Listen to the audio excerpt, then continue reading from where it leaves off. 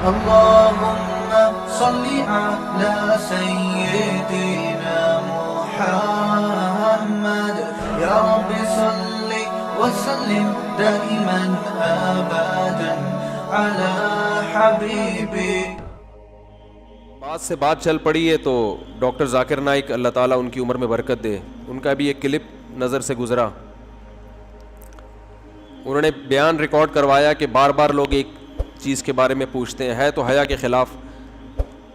آج کل لڑکوں میں جو ایک برائی چل پڑی ہے، اپنے ہاتھ سے اپنی خواہش پوری کرتے ہیں، اس کے بارے میں نے بھی بہت عرصہ اس مسئلے پر بیان نہیں کیا، خاموشی اختیار کی ہے، لیکن ان کا کلپ بہت زیادہ وائرل ہوا ہے.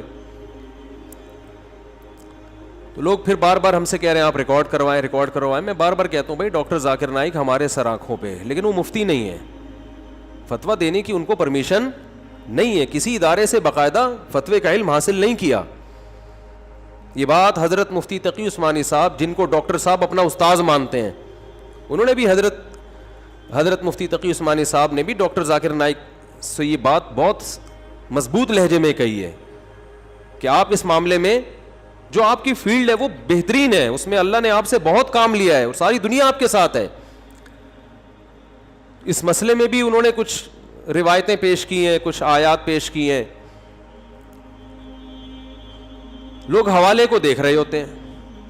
قرآن مجید میں صاف طور پہ اللہ تعالیٰ کا ارشاد ہے فَمَنِ ابْتَغَىٰ وَرَاءَ ذَٰلِكَ فَأُولَٰئِكَ هُمُ الْعَادُونَ. جو اپنی خواہش، اپنی زوجہ اور باندیوں کا سسٹم ختم ہو گیا، باندی نہیں ہو سکتی، اپنی خواہش اپنی زوجہ کے سوا کسی بھی راستے سے پورا کرے گا. قرآن کے صاف الفاظ ہیں، یہ لوگ اللہ کی حدود کو بولو بھائی توڑنے والے ہیں. بالکل حرام ہے اسلام میں، اس کی کوئی گنجائش نہیں ہے. حضرت عثمان ابن مظعون رضی اللہ تعالی عنہ، صحیح حدیث ہے، یہ فرماتے ہیں کہ ہم جب سفر میں ہوتے تھے تو ہم پہ اپنی بیویوں سے دوری بہت شاق گزرتی تھی. صحت مند تھے نا، تو عورت یعنی اپنی بیوی سے دوری ہم پہ سفر میں بہت شاق گزرتی تھی. ہم نے نبی سے اجازت مانگی کہ ہم اپنے آپ کو خسی کر دیں، اپنی مردانہ قوت کو ختم کر دیں. فنہانا، آپ نے ہمیں اس کی اجازت بولو نہیں دی. اگر اس عمل کی ذرا سی بھی گنجائش ہوتی تو صحابی کو اپنے آپ کو کوئی ایسی خوراک کھا کے یا کوئی بھی عمل کر کے اپنے آپ کو خسی کرنے کا خیال آتا؟ بولو کیا ہو گیا بھائی؟ خیال آتا اپنے آپ کو؟ ان کو پتہ ہے ہمارے پاس بیوی سے کانٹیکٹ کے علاوہ اور کوئی راستہ نہیں ہے، تو نبی سے اجازت مانگ رہے ہیں کہ ہم پہ بہت گناہ کا خطرہ ہوتا ہے، زنا کا خطرہ ہوتا ہے، بہت شاق گزرتا ہے ہمارے اوپر یہ عمل. ہمیں اجازت دیتے ہم کوئی چیز کھا لیں. آپ نے فرمایا نہ، بلکہ کیا فرمایا؟ تزوج الودود الولود فانی مباہی بکم الامم. فرمایا ایسی عورت سے نکاح کرو جو کثرت سے اولاد دے، میں تمہاری کثرت پہ قیامت کے دن فخر کروں گا. کیا مطلب؟ یہ قدرت کی طرف سے تمہارے اوپر شہوت مسلط ہے، اس کا حل یہ کہ نہ چاہتے ہوئے بھی نکاح کرو. تم یہ قدرت نے اس لیے رکھی تاکہ تمہاری نسل بڑھے. بڑے آرام سے کہہ دیا جاتا ہے جس کے لیے نکاح کرنا مشکل ہے. کیوں مشکل ہے نکاح کرنا آپ کے لیے؟ کہ بھائی نکاح کرنا مشکل ہے تو اب نوجوان لوگ کیا کریں؟ تو مشکل آپ نے بنایا ہے. قرآن نے اس کا بھی تذکرہ کیا ہے کہ نکاح کرنا مشکل ہے تو کیا کرنا ہے. وَلْيَسْتَعْفِفِ الَّذِينَ لَا يَجِدُونَ نِكَاحًا حَتَّى يُغْنِيَهُمُ اللَّهُ مِنْ فَضْلِهِ. فرمایا جو لوگ نکاح کی طاقت نہیں رکھتے، طاقت نہ رکھنے کا مطلب کیا ہے وہ میں بھی بتاتا ہوں. انہیں چاہیے کہ وہ پاک دامنی سے رہیں، کوئی ناجائز اور حرام کام کی طرف بولو مت جائیں. سورہ نور کی آیتیں ہیں، بالکل نہ جائیں، وہ بچا کے رکھیں. استعفاف کا معنی روک لینا، اپنے آپ کو بچا لینا، یہاں تک کہ اللہ ان کو غنی کر دے. اللہ ان کے لیے انتظام، بولتے کیوں نہیں بھائی؟ اللہ انتظام کر دے، اس وقت تک روکو اپنے آپ کو، صبر کرو. یہاں بھی کہیں کسی اور راستے کا ادنا سا بھی اشارہ اتنی واضح آیت ہے نہیں ملتا. بخاری مسلم کی حدیث, آپ صلی اللہ علیہ وسلم نے فرمایا یا معشر الشباب من استطاع منکم الباءۃ فلیتزوج, تم میں جو نکاح کی طاقت رکھتا ہے اسے چاہیے کہ وہ نکاح کر لے. فإنہ اغض للبصر واحسن للفرج, اس سے نظر جھک جائے گی, شرمگاہ محفوظ ہو جائے گی. ایک روایت میں فإنہ لہ آگے ہے ومن لم یستطع فعلیہ بالصوم, جس میں روزوں کی, جس میں نکاح کی طاقت نہیں ہے. طاقت نہ ہونے کا مطلب ابھی بتا رہا ہوں پھر میں, کیونکہ ہر آدمی یہ سمجھتا ہے مجھ میں نکاح کی استطاعت نہیں ہے. یہ مسلط کر لیا ہر آدمی نے اپنے لیے. اس کے بعد اللہ نے کیا فرمایا, نبی نے کیا فرمایا کہ اگر نکاح نہیں کر سکتا, استطاعت نہیں ہے, فعلیہ بالصوم, کثرت سے روزے رکھے. یہاں بھی کسی اور راستے کی طرف ذرہ برابر بھی اشارہ بولو بھائی نہیں دیا. اس کا مطلب یہ اللیگل ہے اسلام میں, یہ حرام ہے, ناجائز ہے.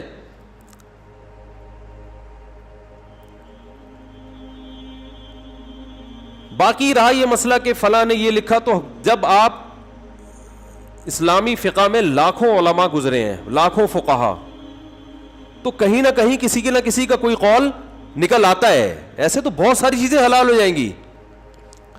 آپ اگر تلاش کرنے پر آئیں تو بہت سارے اقوال آپ کو مل جائیں گے. یہ علماء کو پتا ہوتا ہے کہ کون سا قول اس قابل ہے کہ اس قول کو لفٹ کرائی جائے, کون سا قول اس قابل ہے کہ بس یہ اس کی کوئی حیثیت نہیں ہے.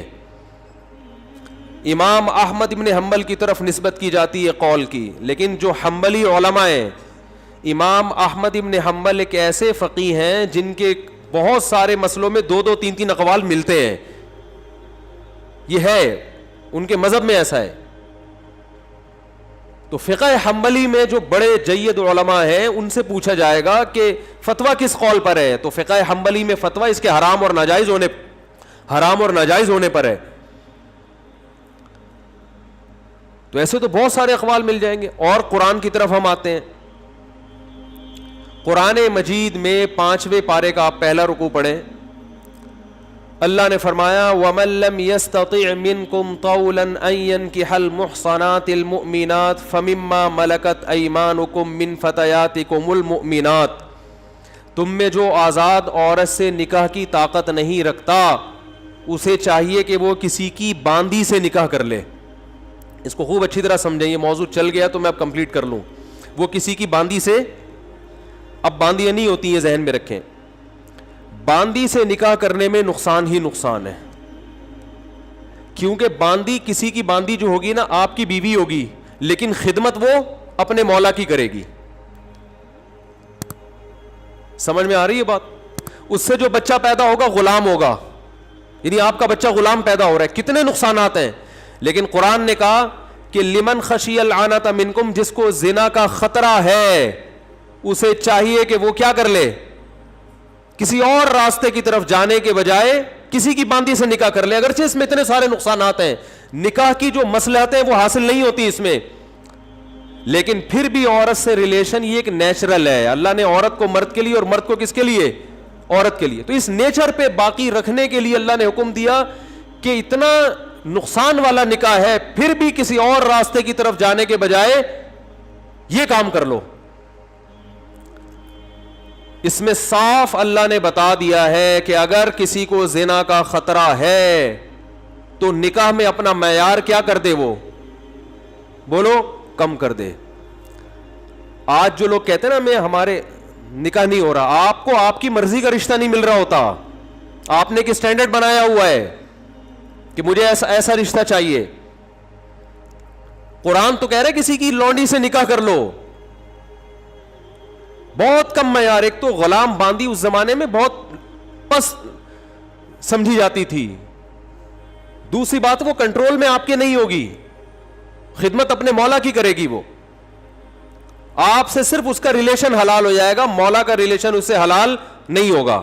کیونکہ اسلام میں ایک ایسا نہیں ہو سکتا کہ ایک عورت کہ اپنے جو ہے نا مالک سے بھی ریلیشن ہو اور آپ سے بھی ہو نہ جب آپ سے نکاح ہو گیا تو اب آپ کے علاوہ کسی اور سے ریلیشن نہیں ہو سکتا, صرف ریلیشن آپ کے لیے حلال ہو جائے گا اور کچھ بھی نہیں. تو نکاح کی مصلحتیں وہ حاصل نہیں ہوں گی. بچے کو کتنا نقصان ہو رہا ہے, غلام پیدا ہو رہا ہے, لیکن قرآن نے کہا کہ کسی اور راستے کی طرف جانے سے بہتر ہے کہ یہ کام. کیوں؟ اسلام دین فطرت ہے, وہ آپ کو کبھی بھی نیچر سے نہیں ہٹائے گا. اللہ نے مرد میں یہ شہوت رکھی ہے عورت کے لیے, اور عورت میں رکھی ہے کس کے لیے؟ مرد کے لیے. اس کے علاوہ کوئی راستہ حلال نہیں ہے, سب دروازے اللہ نے بند کر دیے ہیں.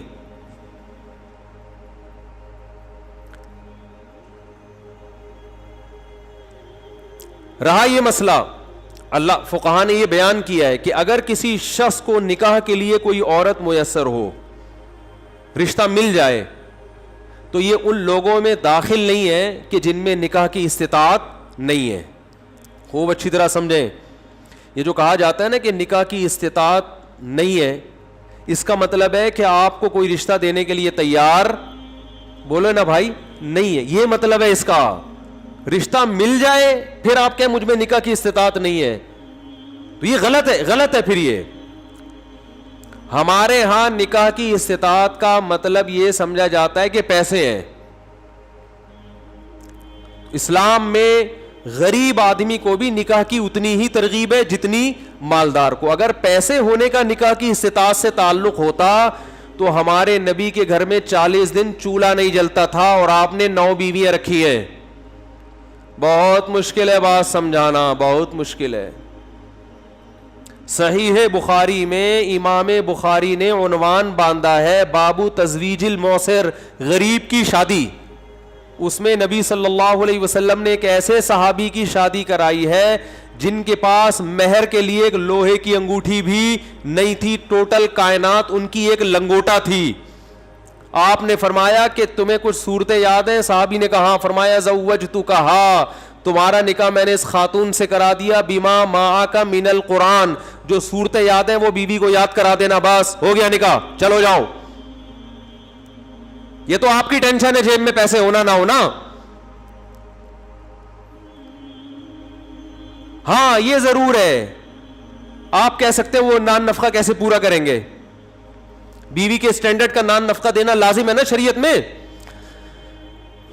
او بھائی سوال پیدا ہوتا ہے, آپ نے ایک لنگوٹا ہے آپ کے پاس ٹوٹل, آپ کی ڈیفنس میں شادی ہو گئی, آپ نے کہا شادی کے بعد بیگم کو بتایا کہ میں تو پینٹ شرٹ ادھار لے کر آیا تھا اپنے ماموں سے, اور ہال وال جو بک کرایا تو سارے زکوٰۃ کے پیسوں سے تھا. حقیقت ہے کہ میرے پاس ایک دھیلا بھی نہیں ہے. تو ڈیفنس سے جو آپ کی دلہن آئی ہے وہ تو پہلے دن بھاگے گی کہ نہیں بھاگے گی؟ اب وہ بھاگ رہی ہے تو آپ نے کنڈی لگا دی, آپ نے اس کو بٹھایا, بولو پہلی تو یہ بتا دوں یہ کنڈی بھی میری نہیں ہے. یہ بھی دوست سے گھر ہم نے زکوٰۃ میں لیا ہوا ہے تھوڑے دنوں کے لیے. ویسے زکوٰۃ تھوڑے دن کی ہوتی نہیں, ایک مثال دے رہا ہوں. اب مسئلہ دیکھو, یہ بات یہ ہے کہ امام مفتی طارق مسعود سے ہم نے سنا ہے کہ امام بخاری نے ارشاد فرمایا بابو تزویج الموسر, غریب کی شادی.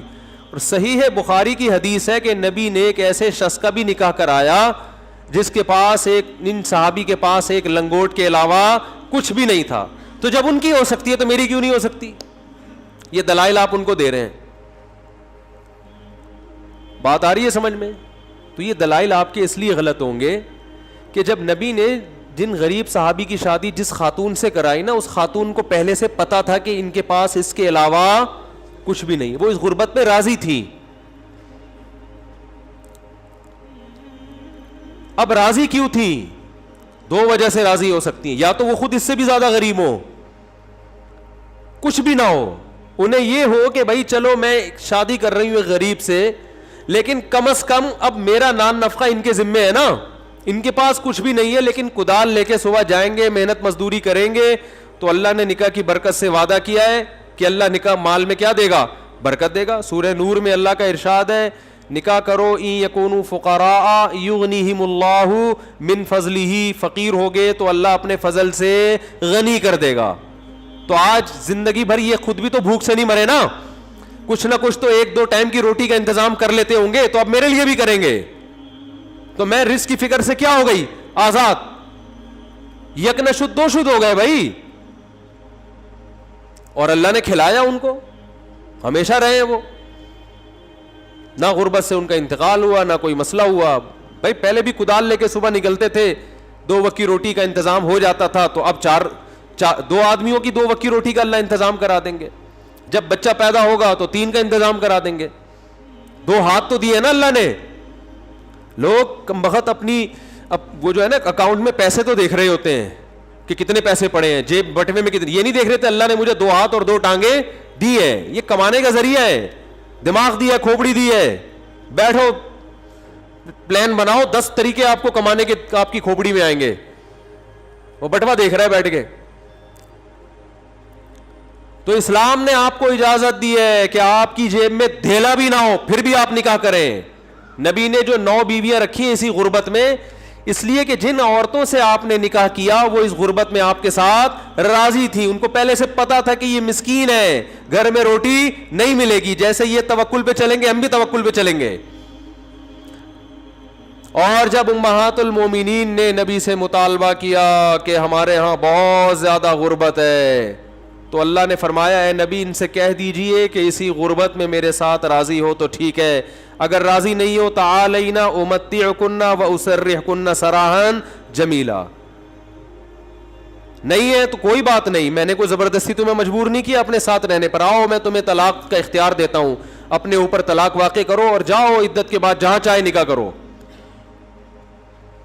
تو بہت کلیئر کیا ہے نا معاملے کو.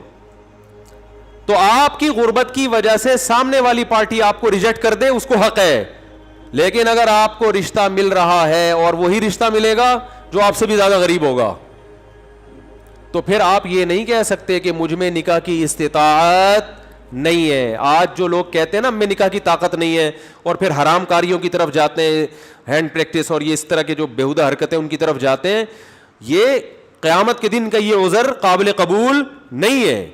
بھائی آپ غریب لڑکی سے کرو, جھگیوں میں جاؤ وہاں کرو نکاح. یہ آپ نے دنیا کو چونکہ مسافر خانہ نہیں سمجھا, تو ہر آدمی کا ایک اسٹینڈرڈ ہے. ایک صاحب مجھے کہنے لگے اتنے بچے ہو گئے اگر جیب میں پیسے نہ ہو پڑھانے کے تو کیا کریں گے؟ میں نے کہا ٹماٹر بیچیں گے اور کیا کریں گے. کیا ہے اس میں ٹماٹر, یہ ٹماٹر بیچنے والے کیا جہنم میں جائیں گے کیا؟ نہیں تو اتنے بچے ہمارے ٹماٹر بیچیں گے. وہ بھائی جان دنیا مسافر خانہ ہے, یہاں صدر زرداری بھی قبر میں جائے گا, مسلم لیگی بھی قبر میں جائیں گے, مریں گے سالے, سب نے مرنا ہے. وہ فرعون کہاں گیا جو اتنا بڑا بادشاہ تھا؟ جنرل مشرف بھی بیمار پڑے ہوئے, تھوڑے دنوں میں اطلاع آ جائے گی, سب کی آئے گی, یہ کوئی بری بات نہیں ہے, میری بھی آئے گی آپ کی بھی آئے گی. اس کو اتنا مسلط کر لیا کھوپڑی کے اوپر. یہ دنیا کی محبت ہے, یہ ایجوکیشن نہیں ہے. اس کو ایجوکیشن یا ترقی نہیں کہتے, یہ دنیا مردار سے عشق ہے, اور اس عشق کی سزا دنیا میں اللہ دیتا ہے, دماغ کا سکون چھین لیتا ہے. پڑھاؤ اپنے بچوں کو, اچھے سے اچھا بناؤ, ڈاکٹر بناؤ, انجینئر بناؤ, بن گیا ٹھیک ہے, نہیں بنا کوئی بات نہیں, رکشا چلائے گا, کوئی ٹینشن کی بات نہیں ہے. ہمارے نبی نے کیسی مثالیں دے دے کے ہمیں سمجھایا, ہم کو انگریز تھوڑی ہے بھائی. کیسی مثالیں دی ہے نبی صلی اللہ علیہ وسلم نے. پچھلی امتوں کی مثال دی کہ ایک عورت جو ہے نا وہ اپنے بچے کو گود میں اٹھائی ہوئی تھی, تو ایک شخص جس کو لوگ برا بلا کہہ رہے تھے, مسکین, غریب, پراگندہ بال, تو ماں نے دعا مانگی, اے اللہ میرے بچے کو ایسا نہ بنانا, اس کی تو کوئی عزت ہی نہیں ہے معاشرے میں. حدیث میں آتا ہے بچے کو اللہ نے ماں کے گود میں بولنے کی توفیق دی, بچے نے کہا اللہ مجھے ایسا بنا دینا. دوسرا بڑی عالی شان سواری میں گزرا, پیپلز پارٹی میں بڑے عہدے پر ہوگا اس زمانے میں, بڑی عالی شان سواری اور بڑا جاہو جلال کے ساتھ. ماں نے کہا اللہ میرے بچے کو ایسا بنانا. آج مائیں کہتی ہے نا ایسا بن جائے ایسا نہ بنے. بچے نے ماں کی گود میں کہا اللہ مجھے ایسا نہ بنانا, مجھے ایسا نہ بنانا. حدیث میں آتا ہے یہ جو جاہو جلال کے ساتھ گزر رہا تھا خدا کا باغی اور اس کا نافرمان تھا, اور وہ اللہ کا فرما بردار تھا جو پہلا والا. دیکھو فرعون نے جو موسیٰ علیہ السلام کو تانے دیے نا وہ غربت کے تانے دیے ہیں, وہی تانے آج آپ غریبوں کو دے رہے ہو کہ اتنے بچے ہو گئے تو ٹماٹر بیچیں گے. غربت کوئی عیب بولو نہیں ہے. فرعون اسی وجہ سے تو برباد ہو گیا. وہ کہہ رہے کہ ام انا خیر من ھذا الذی ھو مہین. اے لوگوں میرے پاس باغات ہیں, میرے پاس علم ہے, میرے پاس دنیا کی ہر نعمت ہے, اور یہ موسیٰ تو مسکین ہے, کھانے کو روٹی نہیں ہوتی اس کے پاس. تم اس کو فالو کرو گے, مجھے فالو کرو گے. لوگ کہتے تھے آپ کو فالو کریں گے ہم. ولا یکاد یبین, اور کہتے تھے موسیٰ میں ایک عیب یہ بھی ہے کہ اس کو بولنے میں بلاغت نہیں ہے, مجھے بولنا بھی آتا ہے. یہ فرعون مقابلہ کر رہا ہے. اللہ کی نظر میں موسیٰ کی اہمیت تھی, موسیٰ کی جو مسکین غلام قوم میں پیدا ہوئے, کیا ویلیو ہے. جب قرآن پڑھو نا, خدا کی قسم موسیٰ علیہ السلام کی اللہ کی نظر میں جو ویلیو تھی اس کا اندازہ ہوتا ہے. قرآن میں سب سے زیادہ نام کس پیغمبر کا آیا ہے؟ موسیٰ. اور مسکین غلام قوم میں پیدا ہوئے, اپنے آپ کو قتل سے بچاتے پھر رہے ہیں, کہ غلطی سے قتل بھی ہو گیا تھا, بچاتے پھر رہے ہیں. بکریاں چرائی ہیں 10 سال نکاح کے لیے ہے. غربت کا عالم دیکھو. ان کی اہلیہ کے والد نے کہا اپنی بیٹی کا نکاح آپ کے ساتھ اس شرط پہ کروں گا کہ 10 سال بولو بکریاں چراؤ. اور کوئی آپشن نہیں تھا. کتنا بڑا مہر نا, ٹھیک ٹھاک بھاری بھرکم مہر ہے. انہوں نے فرمایا کہ کوئی بات نہیں, اور اس کے علاوہ میرے پاس نکاح کے لیے کوئی آپشن نہیں ہے, کوئی بات نہیں 10 سال بکریاں چرائیں گے. جو تکبر فرعون کی کھوپڑی میں تھا نا اس وقت, وہی ہمارے آج پڑھے لکھے لوگوں کے دماغوں میں بیٹھ چکا ہے. وہی پڑھے لکھے لوگوں کے دماغ میں بیٹھ گیا ہے. اس دنیا سے دل مت لگاؤ میرے بھائی. بچے ٹماٹر بیچے, کوئی ٹینشن کی بات نہیں ہے. میں نہیں کہہ رہا ان کو ابھی سے ٹماٹر کی ریڑھی دے کے ٹماٹر بکواؤ, ان کو اچھی سے اچھی تعلیم دو, اس سے مسلمانوں کو فائدہ ہوگا. پیسے نہیں ہے تو کوئی ٹینشن کی بات نہیں ہے, کوئی ٹینشن لینے کی بات نہیں ہے. ہمارے نبی مسکین تھے بھائی. ایک صاحب کا فون آیا, میرے 4 بچے ہیں, ایک ہی کمرہ ہے, میں بہت پریشان ہوں, پھر بیوی کو حمل ٹھہر گیا, ڈاکٹر کہہ رہے ہیں حمل گرا دو, کہاں سے خرچے پورے کرو گے. میں نے کہا 4 بچے زندہ ہیں یا نہیں ہیں؟ کہہ رہے ہاں. میں نے کہا جب بھی پیدا ہوئے تھے ماں کی چھاتی میں دودھ پیدا ہوا تھا کہ نہیں ہوا تھا؟ کہہ رہے ہاں. میں نے کہا اس کا مطلب جب پیدا ہوا تھا نا بچہ تو دودھ اس لیے پیدا ہوا تھا, اس وقت بچے کے لیے سب سے زیادہ ضروری کیا چیز تھی؟ دودھ. ایسا دودھ اللہ نے پیدا کر کے دکھایا, آج تک کوئی سائنٹسٹ کوئی ڈاکٹر اس کا آلٹرنیٹ پیدا نہیں کر سکا. میں نے کہا خدا نے بتا دیا ہے کہ بچے پیدا میں کرتا ہوں, تم نہیں کرتے. ان کی ضرورتوں سے میں واقف ہوں, تم بعد میں واقف ہوتے ہو, اور ان کی بنیادی ضرورتیں میں پوری کروں گا.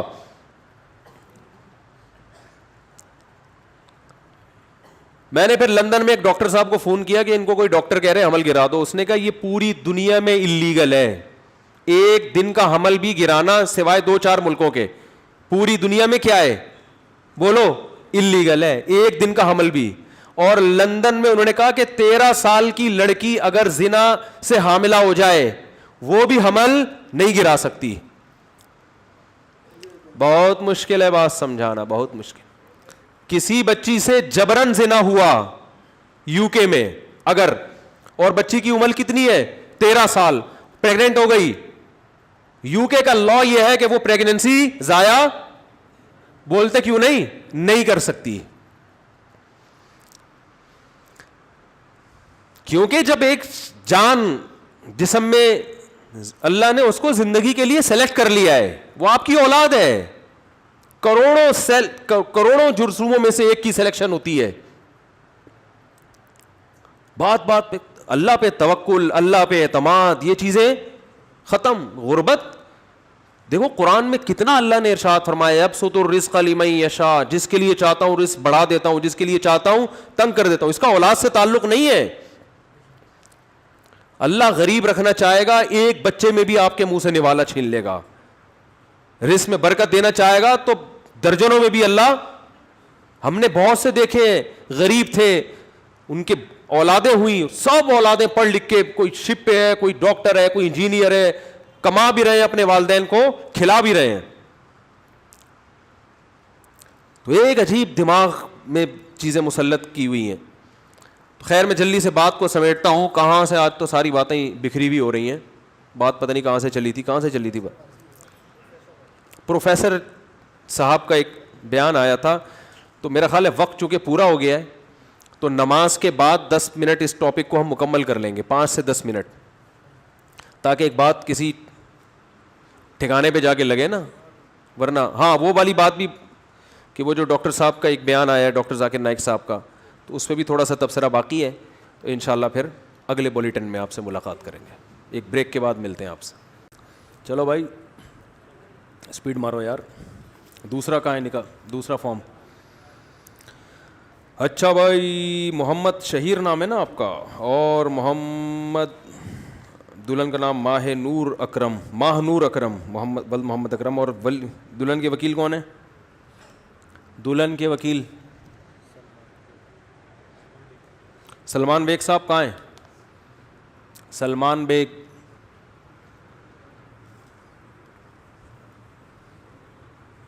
دلہن کے وکیل سلمان بیگ صاحب نہیں ہیں؟ آپ ہیں سلمان بیگ؟ سلمان بیگ ہی شارٹ ہیں یار. اچھا, دوسری دلہن کا نام ہے فریحہ بنت محمد افتخار, اور دولہا محمد کلیم. آپ ہیں ماشاء اللہ. تھوڑا سا یوں ہو جائے نا, ایک ترتیب سے بیٹھیں. اور آپ کی جو دلہن ہے ان کے وکیل کا نام محمد سلیم, شمشاد علی. آپ نے مجھے اجازت دی ہے کہ میں فریحہ بنت محمد افتخار کا نکاح محمد کلیم ول محمد نعیم سے 25,000 مہر کے عوض میں کروں, اجازت ہے؟ ٹھیک ہے, تشریف رکھیں. ان کے وکیل کہاں ہیں بھائی؟ وہیں سے اجازت پارسل کر دیں بس. اچھا بھائی, ابے وکیل کدھر گئے؟ سلمان بیگ صاحب کہاں ہیں؟ وہیں سے اجازت پارسل کریں. آپ ہے نا ماہ نور اکرم بنت محمد اکرم کا نکاح میں 2 لاکھ روپے مہر کے عوض میں محمد شہیر ول محمد ظہیر نوری کرا دوں, اجازت ہے؟ بس. اور کون ہے؟ کوئی بات نہیں, فارم آتا رہے گا. آپ دلہن کے وکیل کہاں ہیں؟ فارم تو سگنیچر ہوتے رہیں گے بعد میں. آپ ہیں؟ کیا نام ہے دلہن کا؟ زحا دعا خالد بنتے خالد انجم. تو آپ نے مجھے اجازت, مہر کتنا طے ہوا ہے؟ 50,000. تو آپ نے اجازت دی ہے کہ میں دعا خالد کا نکاح ان سے کراؤں. یہ جو دولہا بیٹھے ہوئے, اجازت ہے نا؟ بس صحیح ہوگا. الحمد للہ نحمده ونستعینه ونستغفره ونؤمن به ونتوکل علیہ ونعوذ باللہ من شرور انفسنا ومن سیئات اعمالنا من يهده الله فلا مضل له ومن يضلل فلا هادي له ونشهد ان لا اله الا الله وحده لا شريك له ونشهد ان محمدا عبده ورسوله صلی اللہ تعالی علیہ وعلى آلہ واصحابہ وبارک وسلم تسلیما كثيرا كثيرا. اما بعد فاعوذ باللہ من الشیطان الرجیم. بسم اللہ الرحمن الرحیم. يا أيها الناس اتقوا ربكم الذي خلقكم من نفس واحدة وخلق منها زوجها وبث منهما رجالا كثيرا ونساء واتقوا الله الذي تساءلون به والأرحام إن الله كان عليكم رقيبا. وقال تعالى يا أيها الذين آمنوا اتقوا الله وقولوا قولا سديدا يصلح لكم أعمالكم ويغفر لكم ذنوبكم ومن يطع الله ورسوله فقد فاز فوزا عظيما. وقال النبي صلى الله عليه وسلم النكاح من سنتي وقال فمن رغب عن سنتي فليس مني. وقال النبي صلى الله عليه وسلم تزوجوا الودود الولود فإني مباهي بكم الأمم. وقال النبي صلى الله عليه وسلم تزوجوا ولا تكونوا كرهبان النصارى. محمد شہیر, میں نے آپ کا نکاح 2 لاکھ روپے کے عوض میں ماہ نور اکرم بنت محمد اکرم سے کیا, قبول ہے؟ جزاک اللہ جی. اچھا بھائی محمد کلیم صاحب, محمد کلیم بل محمد نعیم, میں نے 25,000 روپے مہر کے عوض میں آپ کا نکاح فریحہ بنت محمد افتخار سے کیا, قبول کیا؟ زور سے ہوتا ہے تھوڑا سا. جزاک اللہ جی. اچھا بھائی طلحہ اورنگزیب ول محمد, یہ میں طلحہ لکھا ہوا ہے, اس کو طاہا کر دینا بھائی. طاہا اورنگزیب بل محمد اورنگزیب، میں نے 25,000 روپے سکہ رائج الوقت بھی لکھا ہوا ہے یار. اچھا 50,000 سکہ رائج الوقت. سکے تو ختم ہو گئے، پرانے زمانے کا. چلو خیر ہے. 50,000 روپے سکہ رائج الوقت کے مطابق میں نے آپ کا نکاح، یہ کہاں گئی، ہاں، دعا خالد بنت خالد انجم سے کیا. انجم ہی ہے نا، بنت خالد انجم. دعا خالد بنت خالد انجم سے میں نے آپ کا نکاح کیا، قبول کیا. جزاک اللہ. دعا کریں اللہ تعالیٰ ان تینوں جوڑوں کو سلامت رکھے محبت کے ساتھ. الحمدللہ رب العالمین والعاقبۃ للمتقین والصلاۃ والسلام علی رسولہ الکریم وعلی آلہ وصحبہ اجمعین. اے اللہ ان نکاحوں کو اپنے دربار میں قبول فرما. اے اللہ ان تینوں جوڑوں کو محبت الفت کے ساتھ عافیت کے ساتھ زندگی گزارنے کی توفیق نصیب فرما. اس نکاح کی برکتیں ان تینوں کو کامل طور پہ نصیب فرما. اے اللہ اس نکاح کو ان کے خاندانوں میں جوڑ کا ذریعہ بنا، خاندانوں میں محبت الفت کا ذریعہ بنا. آپس کے اختلاف و انتشار سے، لڑائی جھگڑوں سے، ہر قسم کے شیطان کے شر سے اللہ ان کی حفاظت فرما. اے اللہ ان کے خاندانوں کی بھی آپس کے اختلاف و انتشار سے اور شیطان کے شر سے حفاظت فرما. اے اللہ اس نکاح کی برکتیں ان کے خاندانوں کو کامل طور پہ نصیب فرما. جس کی جو جائز مراد ہو اے اللہ اس کی مراد کو پورا فرما. اللہم انا نسألک من خیر ما سألک منہ نبیک محمد صلی اللہ علیہ وسلم ونعوذ بک من شر ما استعاذک منہ نبیک محمد صلی اللہ علیہ وسلم. انت المستعان وعلیک البلاغ ولا حول ولا قوة الا باللہ. صلی اللہ تعالی علی خیر خلقہ محمد وعلی آلہ وصحبہ اجمعین برحمتک یا ارحم الراحمین. اللہ تعالیٰ بہت مبارک کرے بھائی آپ تینوں کو. اچھا گلے ویلے اگر ملنا ہو تو اس طرف جائیں، ٹھیک ہے نا، تھوڑا احتیاط کریں. کرونا بہت اسپیڈ کے ساتھ پھیلا ہوا ہے تو تھوڑا ڈسٹینس رکھیں تو اچھا ہی ہے، ثواب ملے گا انشاءاللہ اس میں. اچھا بھائی ہم وہ اپنا ٹاپک مکمل کرتے ہیں. ہاں ڈاکٹر ذاکر نائک صاحب تو اللہ ان کو جزائے خیر دے. یہ میرا مقصد ہرگز ان کی ذرا سی بھی توہین میں سوچ بھی نہیں سکتا. اللہ نے ان سے جو کام لیا ہے، یہ تو علمی اختلافات تو ہوتے ہیں نا، علماء میں بھی ہوتے ہیں، تو یہ کوئی اتنی بڑی بات نہیں ہے. اختلافات کا اپنے اندر حوصلہ پیدا کرنا چاہیے، سمجھ رہے ہو. ایسا کبھی نہیں ہو سکتا کہ سارے ایک ہی چیز پہ ہمیشہ جمع ہو جائیں. اختلافات چلتے رہیں گے. تو کبھی یہ نہیں سمجھنا چاہیے کہ کسی سے اختلاف کرنا اس کی گویا توہین ہے، ایسا کچھ نہیں ہے. تو مجھے چونکہ یہ تھا کہ ڈاکٹر صاحب نے جو بھی بیان دیا اس میں انہوں نے صاف لفظوں میں جائز تو ایک دفعہ بھی نہیں کہا ہے، لیکن لوگ اس کا غلط مطلب لے سکتے ہیں. ہماری جو نوجوان نسل ہے نا، یہ اس کو تو موقع چاہیے، تو وہ غلط مطلب لے سکتے ہیں اس کا. تو اس لیے اسلام میں اس عمل کی قطعاً اجازت نہیں ہے. اور میں جلدی جلدی ان دلائل کو ریپیٹ کر دیتا ہوں. سب سے پہلے قرآن کی آیت ہے 29ویں پارے میں بھی ہے، 28 اس میں قد افلح المومنون جو سورہ مومنون ہے اس میں بھی ہے کہ اللہ نے فرمایا زوجہ کے علاوہ کوئی بھی راستہ اختیار کرتا ہے فاولئک ھم العادون. اور اس میں الفاظ دیکھو فمن ابتغى وراء ذلک. ذالک جو ہے نا یہ بلاغت ہے. ذالک اس میں اشارہ ہے، جب ہاتھ سے اشارہ کرتے ہیں نا اس وقت کہا جاتا ہے. گویا اللہ تعالیٰ آپ کو آپ کی زوجہ کی طرف اشارہ کر کے کہہ رہا ہے کہ یہ جو بیوی ہے نا، بیوی کے یہ والا آپشن، اس کے علاوہ آپ کے پاس کوئی دوسرا آپشن نہیں ہے. اشارہ کر دیا. اس میں اور بلاغت ہے کہ یہ اسی میں بند ہے، آپ کے پاس اپنی خواہش پوری کرنے کے باقی تمام دروازے بند. وراء ذلک اللہ نے فرمایا یہ جو راستہ میں بیان کر رہا ہوں، یہ اشارہ کر دیا الا علی ازواجہم او ما ملکت ایمانہم. تو بہت زیادہ غلو ہے اس آیت میں، مبالغہ ہے یہ بتانے کے لیے کہ تمام راستے اس کے علاوہ بند ہیں. دوسرا قرآن میں سورہ نور کی جو آیتیں ہیں وَلْيَسْتَعْفِفِ الَّذِينَ لَا يَجِدُونَ نِكَاحًا، جو نکاح نہیں پاتے، موجود نہیں پاتے نکاح، انہیں چاہیے کہ پاک دامنی کے ساتھ رہیں. وہ یہاں بھی ہے. اور نکاح موجود نہ پانے کا مطلب کیا ہے کہ آپ کی مالی حیثیت ایسی ہے کہ اس کے حساب سے آپ کو کوئی رشتہ دینے کے لیے تیار نہیں ہے. تیسری آیت 5ویں پارے کی ابتدائی آیتیں ہیں، اس میں اللہ نے فرمایا کہ جو آزاد عورت سے نکاح کی طاقت نہیں رکھتا وہ کسی کی باندی سے نکاح کر لے. تو اب باندیاں تو نہیں ہیں، مطلب قرآن کا حاصل یہ ہے کہ اپنا معیار نکاح میں گرا دے، نقصان کرے اپنا، کوئی بات نہیں ہے، لیکن پھر بھی دوسرے راستے ان کو اختیار نہیں کر سکتا. تو اس لیے اگر آپ کے پاس پیسے نہیں ہیں، کوئی نکاح کے لیے تیار نہیں ہے، اپنا معیار آپ گرائیں. آپ کو دوسرے راستوں، ہینڈ پریکٹس اور اس جیسے بے حیائی کی آپ کو اجازت نہ زنا کی طرف نہ کسی اور راستے کی طرف جانے کی اجازت ہے. یہ تیسری دلیل ہو گئی کہ نکاح کا معیار آپ کو گرانا پڑے گا اپنا. اور رہا یہ مسئلہ کہ یہ کیسے ہو سکتا ہے, میرا تو اسٹینڈرڈ ہے, تو بھائی دنیا کو مسافر خانہ سمجھو, تو اسٹینڈرڈ گیا تیل لینے, ٹھیک ہے نا, اچھے سے اچھے کی تلاش کریں لیکن برائی سے تو اچھا ہے نا. حضرت عبداللہ بن عباس رضی اللہ عنہ سے روایت ہے کہ ایک شخص آیا, اس نے کہا کہ میں ہاتھ سے اپنے آپ خواہش پوری کرتا ہوں, ایک روایت ہے.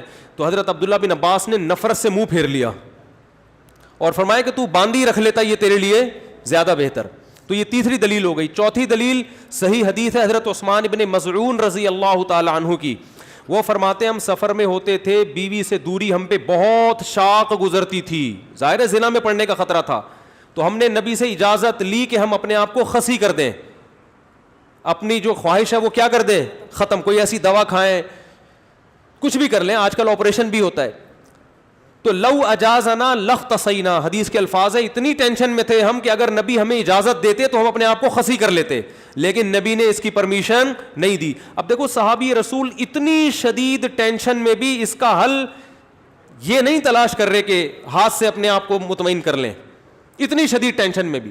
اگر اس کی اسلام میں ذرہ برابر بھی گنجائش ہوتی تو ذرا سا تو اشارہ ملتا نا, صحابہ کر لیتے یا ان کو اشارہ دے دیا جاتا کہ بھائی اپنے آپ کو خسی کرنے پر آ گئے ہو, اپنی اللہ کی تخلیق کو تبدیل کر رہے ہو, تو اس سے بہتر ہے کہ تم اپنی تسکین کر لو اس طریقے سے. اس کی پرمیشن کا کہیں تذکرہ نہیں ملتا. اس کا مطلب ہے کہ اس نبی نے وہاں کیا فرمایا صحابی کو, نہانا عن التبتل, نبی نے فرمایا نکاح سے دور بھاگنے سے منع کیا, تو فرمایا نا نا نا نا نا تزوج الودود الولود, فرمایا یہ اللہ نے خواہش اس لیے رکھی ہے کہ تم نکاح کی طرف کیا ہو جاؤ, مجبور ہو جاؤ. یہ کتنے دلائل ہو گئے, بولو نا بھائی, 4 دلائل ہو گئے. اور بھی بہت کچھ ہے اس پہ بولنے کے لیے, میں مختصر بات سمیٹ رہا ہوں. اصل میں لوگ جو یہ کہتے ہیں نا کہ یار ہم مجبور ہیں تو کیا کریں, ہم یہ تو خواہش اتنی جب مسلط ہو جاتی ہے ہمارے اوپر, یہ تو اس سے جسم کو بھی نقصان ہوتا ہے, مینٹلی بھی آدمی ڈسٹرب ہوتا ہے. تو یاد رکھو یہ اللہ نے آپ پر اتنی زبردست خواہش اس لیے مسلط کی ہے تاکہ آپ نہ چاہتے ہوئے بھی شادی پر مجبور ہو جائیں, اور شادی میں فطرت آپ کے دلائل ماننے کے لیے تیار نہیں ہے. یہ جو آتے ہیں میرے پاس پیسے نہیں ہے تو ایکچولی ابھی ایجوکیشن, ایکچولی ابھی یہ, فطرت اس چیز سے متاثر نہیں ہے. فطرت کہتی ہے آپ کے دلائل کیا ہیں, غلط ہیں. اگر یہ اللہ مسلط نہ کرتے نا مردوں پہ یہ شہوت, تو میرا خیال ہے کوئی 70 سال میں جا کے بھی لوگ شادی نہ کرتے. تو قدرت کا ایک نظام ہے, قدرت ایک سسٹم کے تحت لوگوں کو چلانا چاہتی ہے. اس کا فائدہ یہ ہوگا کہ آپ نہ چاہتے ہوئے کم خاندان کی لڑکیوں سے شادی پر مجبور ہوگے, ان کو گھر ملے گا. اگر مجھ زنی کی اجازت دے دی جائے, مجھے تھوڑی لینگویج صاف استعمال کرنی پڑ رہی ہے, بہت معذرت, مجبوری ہے. اگر اس کی اجازت دے دی جائے تو لوگ نکاح میں کیا کریں گے, تاخیر. نقصان کس کا ہوگا, لڑکیوں کا. لڑکیاں بھی پھر ہینڈ پریکٹس کریں گی, جو کہ کر رہی ہیں, وہ بھی مجبور ہوں گی. تو اسلام نے آپ پر, اللہ نے آپ کے اوپر یہ شہوت اسی لیے مسلط کی ہے کہ یہ آپ کا یہ آپشنل نہیں رہے نکاح, بلکہ آپ کی باڈی کی ریکوائرمنٹ بن جائے کہ بھئی یہ تو کرنا ہی کرنا ہے. اور اس کا فائدہ کس کو ہوگا, عورت کو. بات آ رہی ہے سمجھ میں, اس کا گھر بسے گا. تو اگر اس کی اجازت دے دی جائے, بھائی ایجوکیشن کا ہے, ابھی تو تعلیم ہے, ابھی تو ایکچولی تو نتیجہ لڑکیوں کا کیا ہوگا, بیڑا غرق ہوگا, جو کہ ہو رہا ہے. آپ کہہ سکتے ہیں وہ بھی تعلیم حاصل کرے, ہم بھی حاصل کریں, تو بات یہ کتنی تعلیم حاصل کر لیں گی, اور اگر کر بھی لیں گی تو فطرت کا کوئی آلٹرنیٹ نہیں ہوتا, نیچر کا متبادل نہیں ہے. جو چیز آپ کی باڈی کی ریکوائرمنٹ ہے اس کو بہرحال پورا کرنا ہے. دیکھو اگر آپ کے پاس ایجوکیشن کی وجہ سے کھانے کا ٹائم نہیں ہے, آپ مصروف ہیں جس کی وجہ سے کھانے کا ٹائم نہیں ہے, تو کیا پیٹ آپ کو بھوک لگانا چھوڑ دے گا, ہے بھائی؟ یا کوئی ڈاکٹر یہ فتویٰ دے دے گا کہ چونکہ آپ کے پاس کھانے کا ٹائم نہیں ہے لہذا آپ اگر نہیں بھی کھائیں گے تو صحت کو نقصان نہیں ہوگا؟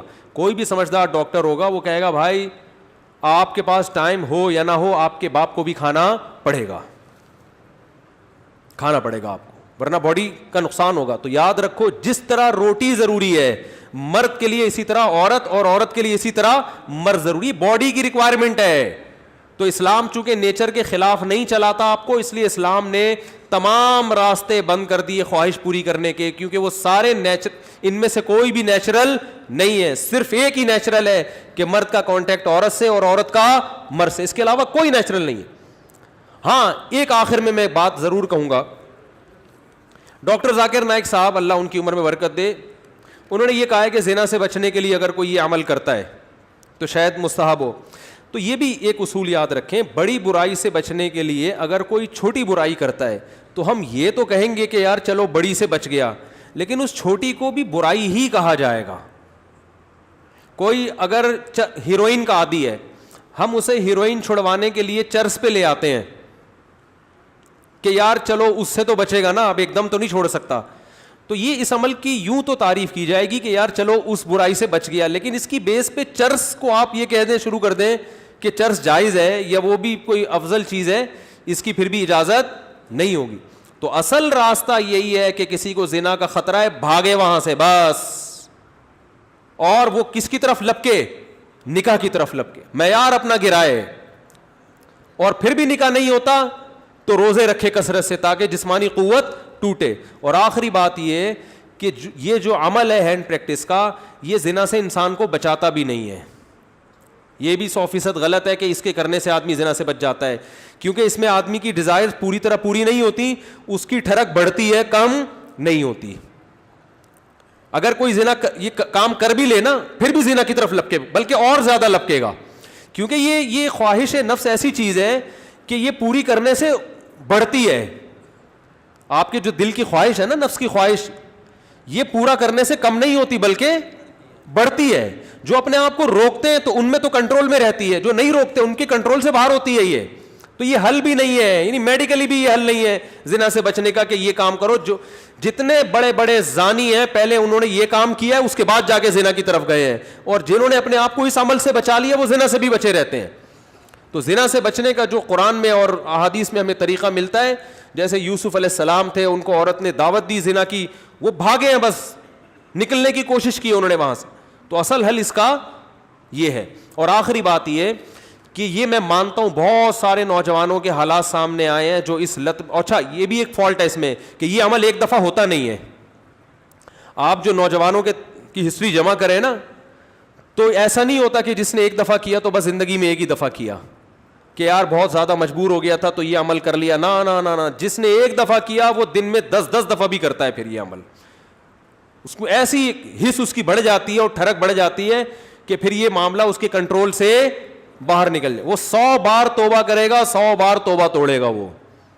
تو یہ پریکٹیکلی بھی ممکن نہیں ہے کہ کوئی اپنے آپ کو بچانے کے لیے ایک دفعہ یہ عمل کر لیا تو اب سکون میں آ گیا. نا نا نا نا, میرے پاس جو نوجوان آتے ہیں ان کی ہسٹری میں آپ کو بتاؤں, وہ کیا کچھ, ایک صاحب کی 2 بیوی. اچھا ہاں یہ بھی بتا دوں, جب یہ لت زیادہ پڑتی ہے تو پھر یہ بیماری شادی کے بعد بھی نہیں چھوٹتی, یہ بھی ذہن میں رکھیں. ایک صاحب, میں نے جو زندگی میں سب سے پہلا فتویٰ لکھا ہے نا وہ کیا تھا, آپ حیران ہوں گے. یہ 1999 میں سوال آیا, ایک آدمی کی 2 بیویاں, اسے نکاح سے پہلے اس کی عادت پڑ گئی, یہی سوچ کے کہ یار ابھی اپنے آپ کو ٹھنڈا کر لیتا ہوں, تسکین کر لیتا ہوں, برائی سے بچ جاؤں گا, یہ ہو جائے گا وہ ہو جائے گا. شیطان نے الٹے سیدھے اس کو جو ہے نا دلائل دیے, اور کہتا ہے مجھے یہ برائی جب ہو گیا تو چسکا لگ گیا. پھر کہہ رہے پھر جب میں نے نکاح کیا ہے نا, ایک شادی کی ہے تو میری یہ عادت نہیں چھوٹی, دوسری 2 بیویاں اس کی, کہہ رہے پھر بھی نہیں چھوٹی. تو کہہ رہے میں اتنا غصے میں آ جاتا تھا کہ یار میری بیویاں بھی ہیں پھر بھی مجھے ان کو تسکین اس میں ہوتی ہے. پھر بالکل ایسے ہے جیسے لوط علیہ السلام کی قوم کو جب لڑکوں کی عادت پڑ گئی تو اب ان کو عورت سے تسکین بولتے کیوں نہیں ہو رہی. تو یہ ہینڈ پریکٹس کا ایک یہ بھی بڑا نقصان ہے کہ جب اس کی لت پڑ جاتی ہے تو شادی کے بعد بھی یہ عادت نہیں چھوٹتی. تو وہ کہہ رہا ہے میری 2 بیویاں تھیں, 1999 کی بات کر رہا ہوں میں, اس نے سوال بھیجا. تو کہہ رہا ہے کہ میں اتنا مجبور ہو گیا کہ ایک دن میں نے قسم اٹھائی کہ آئندہ میں نے اپنے ہاتھ سے اپنے آپ کو فارغ کیا تو میری دونوں بیویوں کو 3 طلاقیں. کہہ رہے میں نے یہ سوچا کہ شاید اس عمل سے میں اپنے آپ کو روک لوں گا, پھر بھی نہیں رکا, اور پھر بھی یہ عمل کیا, اور ہم نے اس کو فتویٰ دیا کہ آپ کی دونوں بیویاں آپ پر ہمیشہ کے لیے حرام ہو گئی ہیں. تو اب آپ بتاؤ اس پہ کیا گزر رہی ہوگی. تو ہم نے لوگوں کے یہ حالات دیکھے ہیں, تو اس لیے اس قسم کے کلپ سے متاثر ہو کر کوئی بھی شخص ایسی حماقت کرنے کی کوشش بولو بھائی نہ کرے. اور میرا مقصد آپ کو کسی کو مایوس کرنا نہیں ہے. اگر کوئی نوجوان اس بیماری میں مبتلا ہو گیا ہے تو حدیث میں آتا ہے ما انزل اللہ من داء الا انزل له شفاء, ہر بیماری کا اللہ نے شفا پیدا کی ہے. تو مایوس نہ ہو. سب سے پہلے تو وہ نکاح کرے تاکہ معاملہ آگے بڑھے نہیں, کیونکہ اگر نہیں کرے گا نا یہ پھر یہاں تک رکے گا نہیں معاملہ. کیونکہ یہ لڑکے پھر جب یہ کام کرتے ہیں پھر وہ انٹرنیٹ پر فحش فلمیں بھی دیکھتے ہیں, پھر وہ تصویروں کی طرف بھی جائے گا, بد نظری کی طرف بھی, اور پھر یہ بڑھتا رہا, پھر وہ زنا کا متلاشی ہوتا ہے کہاں مجھے موقع ملے. تو اس لیے میرے بھائی اپنے آپ کو روکنے کی کوشش کرنی چاہیے. تو اس کا پہلا اسٹیپ یہ ہے کہ سب سے پہلے آپ یہ عزم کریں کہ میں نے اپنے آپ کو اس برائی سے ہر قیمت پہ دور کرنا ہے. یہ میرا ایم ہے, میرا عزم ہے. اگر آپ ارادے میں ہی ڈھیلے ہیں تو بھائی پھر معاملہ کیا ہو جائے گا, خراب ہو جائے. تو پہلے تو کیا کرنا ہے, پکا عزم کرنا ہے. اب دوسرا علاج کے طریقے دریافت کرنے آپ نے. سب سے پہلا کام یہ کرنا ہے کہ انسان کو جہاں برائی کی عادت پڑتی ہے نا وہاں برائی چھوٹتی نہیں ہے. آپ کی کوئی خاص ایسی جگہ جہاں آپ سونے کے لیے لیٹتے تھے اور وہاں پر آپ پہ یہ شہوت کا جنون چڑھتا تھا, تو اپنا ٹھکانہ وہاں سے کیا کر لو, چینج کر لو. رات کو سونے سے پہلے مطالعہ کر کے سو. کوئی اپنے سرہانے کتاب رکھی جائے. جو نوجوان خدا نخواستہ کوئی اس میں مبتلا ہے تو اس کو بتا رہا ہوں میں, اپنے سرہانے کیا رکھیں, کوئی دلچسپ کتاب رکھیں. بستر پہ جیسے ہی لیٹے, جو معمولات ہیں نا آیت الکرسی پڑھنا, دعائیں پڑھنا, بستر پہ لیٹنے سے پہلے پڑھ لیں وہ, تاکہ آپ جب بستر پہ جیسے ہی جائیں تو آپ کی سوچ جو ہے نا وہ مطالعے کی طرف چلی جائے. تو فوراً آپ نے کیا کرنا ہے, جیسے ہی سونے کے لیے لیٹے کتاب آپ کے پاس ہونی چاہیے. بستر پہ جاتے ہی آپ اس کتاب کا مطالعہ کرنا شروع کر دیں. انسان جیسے ہی لیٹ کے مطالعہ کرتا ہے اس کو نیند آ جاتی ہے, آپ سو جائیں گے. کیونکہ زیادہ تر نوجوانوں کے پر یہ اٹیک رات کے ٹائم ہی ہوتا ہے. دوسرا کام ہو گیا. تیسرا مسئلہ یہ ہو گیا کہ آپ کسی ڈاکٹر کو بھی بتائیں, ماہر نفسیات کو, لیکن ماہر نفسیات سے کہیں کہ مجھے یہ برائی چھڑوانی ہے. کیونکہ ماہر نفسیات بعض دفعہ اور ڈال دیتے ہیں اس برائی میں. ایسے نفسیاتی ڈاکٹر بھی ہیں, وہ کہتے ہیں اس سے کوئی نہیں, ڈپریشن کا علاج ہے. اور بھائی ساری ڈپریشن کے اور بہت سارے علاج ہیں دنیا میں, وہ علاج وقتی ہے. جیسے سٹا لگانے سے نا وقتی طور پہ ٹھیک ہو جاتا ہے. تو اب یہ بے وقوفی ہے نا کہ سٹے لگا لگا کے ڈپریشن کا علاج, اس سے ڈپریشن بڑھتی ہے, کم نہیں ہوتی. وقتی کم ہوگی, اگلے دن اس سے بڑا اٹیک ہوگا آپ کے اوپر. سارا دن پھر یہی کرتا رہے گا. ایسے ایسے لڑکے آ کے بتاتے ہیں کہ آدمی حیران ہوتا ہے, یار تمہاری ہڈیوں میں اتنا جوس کہاں سے آیا, تم مر کے ختم ہو جاؤ گے اللہ کے بندو. تو وہ یہی کرتے رہتے ہیں ڈپریشن. تو ماہر نفسیات بھی الو سب کچھ سب کو نہیں پتا ہوتا. تو ماہر نفسیات سے بولیں کہ مجھے یہ برائی چھڑوانی ہے ایسی کی تیسی. آپ کی باقی افلاطونیاں بکراتیاں اپنے پاس رکھو, آپ یہ برائی مجھے کیا کرنی ہے. تو نفسیاتی بھی ٹوٹکے ہوتے ہیں, کچھ طریقے ہوتے ہیں. کوئی ماہر ڈاکٹر ہوگا انشاءاللہ آپ کو ایسے طریقے بتائے گا, ایسے ٹوٹکے بتائے گا, ایسی تدبیریں بتائے گا کہ آہستہ آہستہ یہ برائی آپ سے انشاءاللہ چھوٹ جائے گی. اور ایک اور کام, دعا بھی مانگنی ہے. کسی شیخ سے اصلاحی تعلق بھی قائم کرو, ان کو بھی بتاؤ اپنی بیماری. اور ایک اہم ترین بات یہ کہ اپنے آپ کو ایسے نہ چھوڑو, جب بھی یہ گناہ آپ سے ہو آپ نے اپنے اوپر کوئی سزا متعین کرنی ہے. 2 روزے, 3 روزے, یا 1 روزہ, یا 1 ہفتے کا روزہ, یہ سزا دینی ہے اپنے آپ کو. وہ ہر آدمی کا کے حساب سے مختلف ہوتی ہے. صدقہ بھی کرنا ہے, تاکہ اس کا فائدہ یہ ہوگا کہ دیکھو یہ ایک دم نہیں چھوٹتا گناہ, یہ آہستہ آہستہ ہی چھوٹے گا. اس لیے مایوس نہیں ہونا کہ اتنے سارے ٹوٹکے اختیار کیے پھر گناہ ہو گیا. تو پھر ان شیطان مایوس کرتا ہے, بھائی تیرے بس کا کام نہیں ہے. کوئی بات نہیں یار, ٹھنی اس سے ہے دشمنی عمر بھر کی, کبھی وہ دبا لے کبھی تو دبا لے. شیطان کو حضرت مظلوم نے فرمایا کہ کبھی شیطان تجھے پٹک دے گا نیچے, کبھی کبھار تو بھی تو شیطان کو پٹکے گا نا, تو پھٹا چلتا رہے گا قیامت تک, کوئی مسئلہ نہیں ہے. تو کیا کرنا ہے, جب بھی یہ گناہ ہو جائے 2 رکعت پڑھ کے توبہ کرنی ہے, اللہ سے معافی مانگنا ہے, اور اپنے آپ کو کوئی سزا دینی ہے صدقہ کے ذریعے یا روزے کے. سب سے بہتر سزا روزہ ہے. صدقے سے اتنا فائدہ نہیں ہوتا, روزے سے اس میں زیادہ فائدہ ہوتا ہے. تو روزہ رکھے, کیونکہ نفس کو خوش کیا ہے تو اپنے نفس کو جب تکلیف دے گا بھوکا پیاسا رکھے, تو یہ اس میں نفس کو جو ہے نا آپ کے جو دل ہے اس کی چاہتوں کو چترول لگتے ہیں ٹائٹ طریقے سے روزہ رکھنے سے. تو اپنے من کو خوش کیا نا اس نے حرام طریقے سے, تو روزہ رکھ کے اپنے من ہی کو ٹینشن دے گا یہ. تو روزہ رکھنا بہت زبردست اس کا ایک علاج ہے. تو کیا کرنا ہے, جب بھی یہ جرم ہو جائے تو روزہ رکھ کے اس کی تلافی کرنی ہے. اس کا پھر نہیں بھی چھوٹتا تو ٹینشن نہیں لینی, آپ نے اپنے قوائف پورے کر دیے. اور آخری بات یہ کہ روزانہ ایکسرسائز کا معمول بناؤ. جب آپ صبح جاگنگ کرو گے, شام کو جم جاؤ گے, تو پھر آپ دیکھو گے ڈولے شولے نکل رہے ہیں اور جناب طاقت آ رہی ہے. تو نفسیاتی طور پر انسان پھر غیر اخلاقی سرگرمیوں سے دور ہو جاتا ہے خود بخود. کہ یار میں ایک طرف اتنا اپنی باڈی کا خیال کر رہا ہوں, اسی طرف اپنی صحت کو برباد کر رہا ہوں میں, ہے بھائی. اب میری ساری انرجی جو یوٹیلائز ہو رہی ہے تو ناجائز چیزوں میں ہو رہی ہے. تو یہ لاشعوری طور پر جب انسان مفید کاموں کی طرف آتا ہے تو نیگیٹو سوچ اس کی خود بخود, بولتے کیوں نہیں بھائی, کبھی کسی ہیروئنچی کو جم جاتے ہوئے دیکھا آپ نے؟ وہ نہیں جاتا, کہتا ہے ابے جاؤ باڈی کی ایسی کی تیسی, مزہ تو آ رہا ہے نا چھٹا لگانے میں. تو جو جم جائے گا وہ ہیروئن نہیں پیے گا, جو ہیروئن پیے گا وہ جم نہیں جائے گا. تو اسی طرح جم جانے والے بھی اکثر ان برائیوں سے بچ جاتے ہیں, اور اس برائی سے بچنے کا بہت فائدہ ہے دنیا میں بھی آخرت میں بھی. دنیاوی فائدے کیا ہیں وہ پھر کبھی انشاءاللہ کسی اور وقت بتائیں گے, اخروی فائدے تو ہیں ہی بہرحال. لیکن میں نے آپ کو بتایا اس میں مایوس نہیں ہونا, یہ چیزیں جلدی نہیں چھوٹتی. ایک چیز کی لت اگر پڑ چکی ہو تو پھر ٹائم لگتا ہے چیزوں کو چھوٹنے میں, لیکن لڑتے رہنا ہے زندگی بھر. ہتھیار ڈال کے بیٹھنا نہیں ہے کہ نہیں بھائی اب تو ڈاکٹر فلاں نے بھی کہہ دیا تو فلاں ڈاکٹر نے بھی. ایک لڑکے کو ڈاکٹر نے خود اس مرض میں ڈالا ہے, وہ بچتا تھا ان چیزوں سے, ڈاکٹر کے پاس گیا, ڈاکٹر نے کہا کوئی حرج نہیں ہے اس میں کر لو, کوئی میڈیکلی کوئی نقصان نہیں ہے. میڈیکلی بھی نقصان ہے, حقیقت ہے, یہ کہنا کہ میڈیکلی نقصان نہیں غلط ہے, اور ذہنی طور پر تو بہت نقصان ہے. دیکھو لوط علیہ السلام کی قوم جو برائی کرتی تھی اس سے میڈیکلی کوئی نقصان نہیں تھا, لیکن وہ بیچارے نکاح کے قابل رہے نہیں. وہ کہنے ما لنا فی بناتک من حق, اے لوط ہمیں عورت سے نکاح میں دلچسپی ہی ختم ہو گئی ہے. تو یہ کتنا بڑا نقصان ہے کہ نہیں ہے. تو جو لوگ لڑکوں کے عادی ہو جاتے ہیں ان کو عورت میں دلچسپی ختم. اب میڈیکلی تو سب کچھ صحیح ہے, آئرن بھی صحیح ہے اور جناب پوٹاشیم میگنیشیم سب کچھ صحیح ہے, تو باڈی کو تو کچھ بھی نہیں ہوا, کھوپڑی آؤٹ ہو گئی. تو یہ جو حرکت ہے نا ہینڈ پریکٹس, اس سے بھی انسان مینٹلی کیا ہو جاتا ہے, بہت ڈسٹرب ہوتا ہے, جس سے جو نیچرل ایک پروسیس قدرت نے رکھا ہے, خدا نے رکھا ہے, وہ بہت برے طریقے سے متاثر ہوتا ہے اس عمل سے.